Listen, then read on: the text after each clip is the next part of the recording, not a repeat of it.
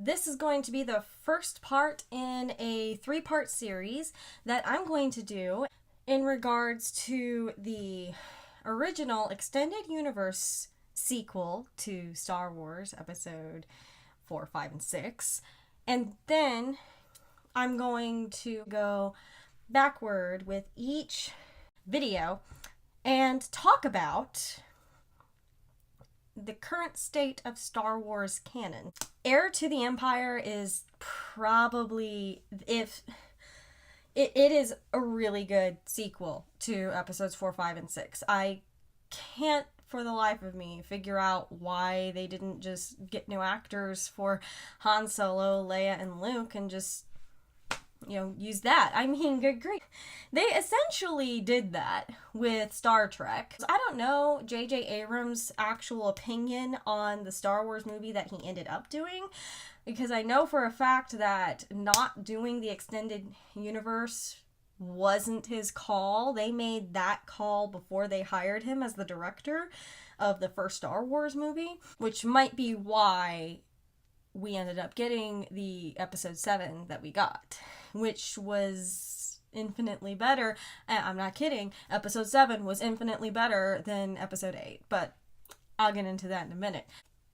Heir to the Empire is the first of anything in the Star Wars universe, whether it be canon or non-canon, that I actually paid money for. It's really great. And Leia's pregnant at this point.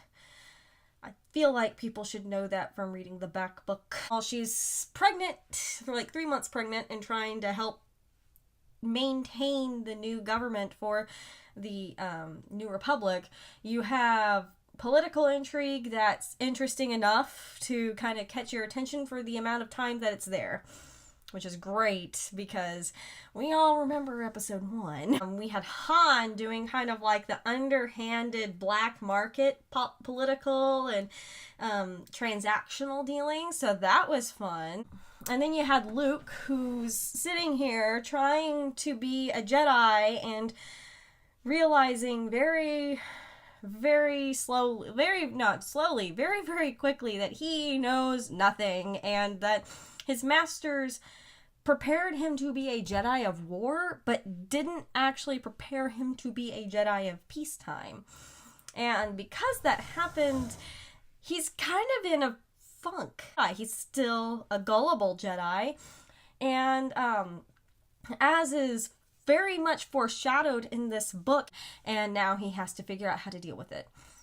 Now, we have our 3 main characters. Let me talk about the 3 new characters that are some awesome standout individuals in this book. And the fact that only one of them made it into the new canon actually kind of pisses me off, because these are some really good characters. You have Talon Card.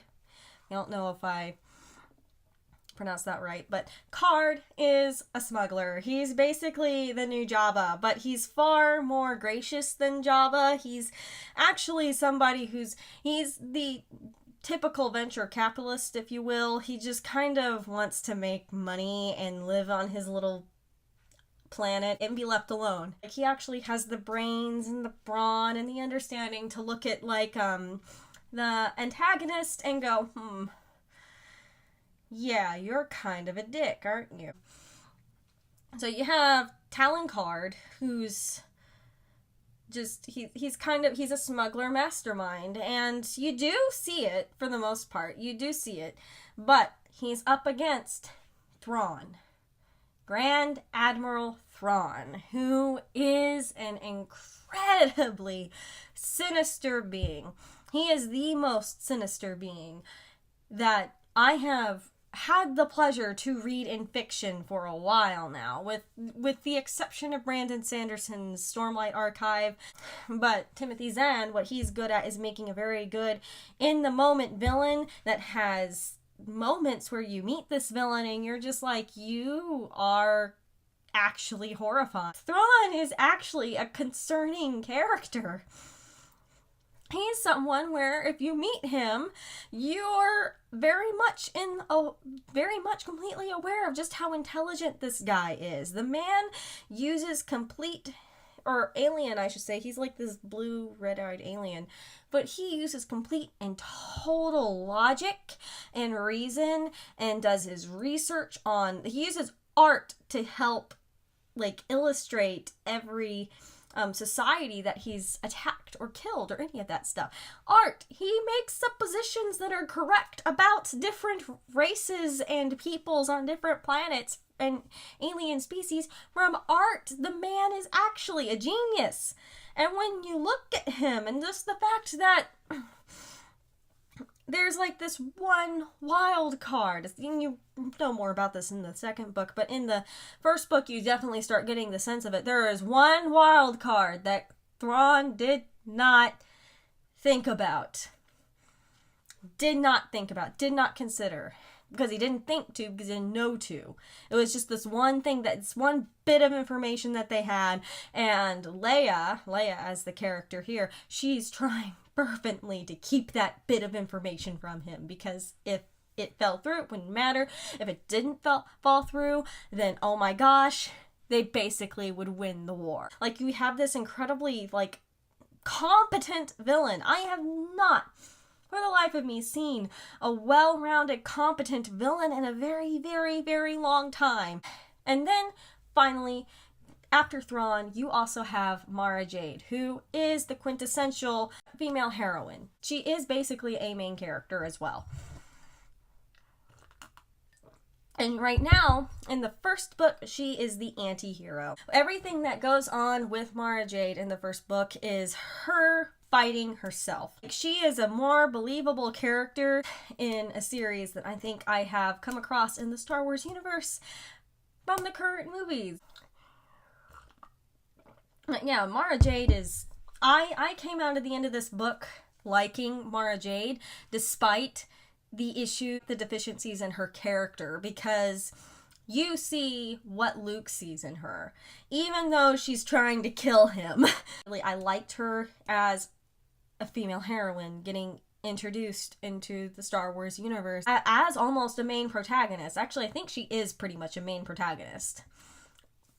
And it's all done in just over 300 pages. You could take this book and turn it into a movie, and it would make sense. I think it's safe to say that it's the best sequel out there as of right now. And it's not even canon anymore. When I gave my Amazon review, using Audible, which actually has a better Amazon thing, but anyway, so I reviewed it through Audible, which posted automatically Goodreads and Amazon, and I basically gave this book a 5 out of 5 stars, and maybe that extra star, I don't know if it was warranted or not, but maybe the extra star was kind of put there because I have been so embittered towards the current Star Wars franchise, if you will, and just I needed something that didn't suck, and now I got it. So yeah, and I'm enjoying the second book, and I'm still reading the second book. Gonna get to that eventually. Let's talk about episode 7. Is because the Thrawn series was considered for the longest time the sequel to the Star Wars original trilogy. I hold the opinion now, especially after reading the books, that this was the sequel. This is the sequel. I mean, honestly, I'm actually prepared to not consider the movieverse the thing that's considered canon. I am prepared to not consider it the actual canon sequel. I don't really want to after reading this book. The Disney is full of idiots. So you have episode 7.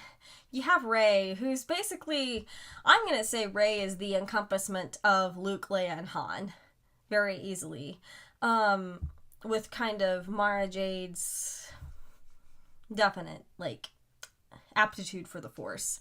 And I mean, she's a Mary Sue in all the senses that a Mary Sue is. She's very much a boring character. You leave Episode 7 caring more about Finn and Poe, and also the fact that Han Solo died. But care more about all those people. You don't care about Rey. Rey is literally a plot device to get from one end to the other. And that's where, that's episode 7. She's an overpowered character. She doesn't struggle. Mara, going into this book series, Mara is probably the main female protagonist, and she probably was meant to be. Rey is just the main protagonist of the story, really. That's what Rey is. But if you compare Mara to Rey, Mara is struggling with herself. Like, she's in an internal struggle constantly, and it's actually good to watch. It's riveting. You're just caught. You're caught by Mara's struggle. Because she actually is struggling. And because she's struggling, it makes it a better story. And that's the point that I'm trying to make here. And just part of the reason why, like, these are these two newish characters, like, around the time the Thrawn series was written. These are, and then now with Rey, these are new characters inserted into the Star Wars universe. And they're nothing alike. Rey is like this overly good beacon of hope, I guess, except she's not really a beacon of hope because she's not giving me anything to hope for, versus Mara, where, like, at the end of Heir to the Empire, you feel hopeful for the character and also hopeful for the situation of, like,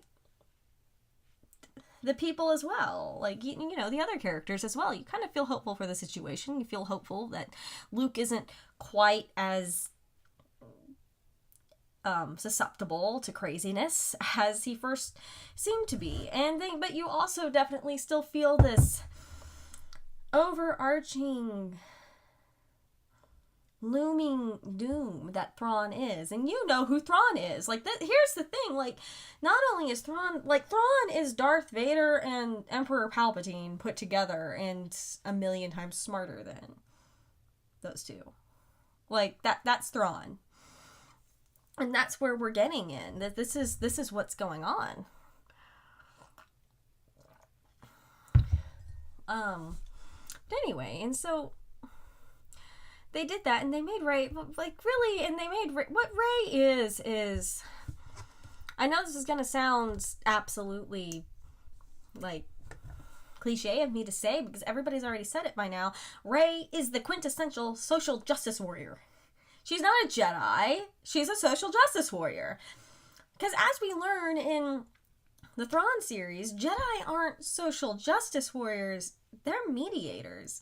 They're people who exist to keep peace between races and species in the galaxy. They're the people who make sure weird people don't go out of line, like, hurt anybody. These are people who try very hard to remain stoic and vigilant and how do I put this? Just not ruled by their emotions, or ruled by self-importance, or ruled by even thinking necessarily that Thrawn is the ultimate bad guy. Like, I mean, I'm going to be honest. Luke is... Here's the thing about Luke, and this is what, again, differentiates Luke from Rey. Luke, as a protagonist, doesn't consider Thrawn the ultimate bad guy. He's not going after Thrawn. He doesn't want to stop Thrawn to prove, because he thinks that Thrawn's unredeemable. Now, honestly, he'd rather be able to come to some sort of agreement with the Grand Admiral and them. But of course, we all know as an audience that's not going to happen. But if that way could be pursued, Luke would pursue it, as would Leia. But all of them know that that Thrawn is a Grand Admiral, and the Grand Admirals that they've had to fight in the past are not going to do that. Rey doesn't do that. Rey just goes in guns blazing. Rey is... And she's not only going in guns blazing, she's basically like this, oh, well, you're wrong character. oh, well, I'm going to basically make Kylo Ren look even worse than he already does. I mean, she does quite a bit to already beat down Kylo Ren, and that's the other thing, like, Kylo Ren is he supposed to be intimidating? Like, why? Why do we have Kylo Ren? What's his purpose? Why is he a little brat? Why are we scared of him? Why are we scared of him? He seems like somebody I could defeat in my sleep. He's not that intimidating. He's not even that good with a lightsaber. He's nothing. He's literally nothing. He's nothing to be worried about. Like, and even his master his master seems overarching and concerning, and like, but like, he's not really a force to be reckoned with. Like, he doesn't have enough time off screen like the Emperor did to just kind of make that, yeah, there's this Emperor and he's an Emperor. So that's where I'm gonna go ahead and leave this off. And again, like, Heir to the Empire, go by Timothy Zahn. Go buy it. Toodles.